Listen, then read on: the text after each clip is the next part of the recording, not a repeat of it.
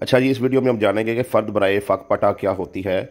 देखें, हमारा मुल्क जो है वो 60 से 70% जो है इसका ज़रिया माश ज़राअत है। तो यहाँ पर लोग अपना कारोबार भी करते हैं, सरकारी नौकरी भी करते हैं, मुल्क से बाहर भी हैं। तो लोग क्या करते हैं, फिर अपनी जो ज़मीन है ना वो ठेके पर दे देते हैं। तो पटा जो है वो पटवार की ज़ुबान में अपनी ज़मीन को ठेके पर देने को कहते हैं।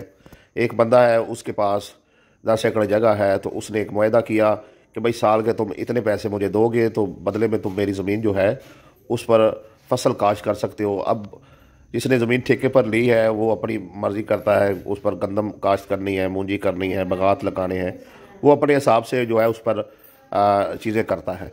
तो एक ठेका जो है वो तय हो जाता है। तो जब 5 साल पूरे हो जाएंगे तो अपनी ज़मीन को वापस लेने के लिए जो है वो फ़र्द जो है वो मालिक जो लेगा उसे फ़र्द बराए फ़क पटा कहते हैं।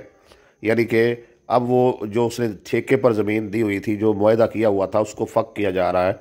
उसको जो है वो मुआहदा ख़त्म करने के लिए फ़र्द बराए फ़क पटा ली जाती है कि मैंने इससे पैसे ले लिए हैं, और जो बंदा जिसने ज़मीन ठेके पर ली हुई थी वो दोबारा एक जो है वो तहरीर लिख लेंगे, स्टाम्प कर लेंगे कि भाई ये जो है मैंने इतने साल इसकी ज़मीन इस्तेमाल कर ली है।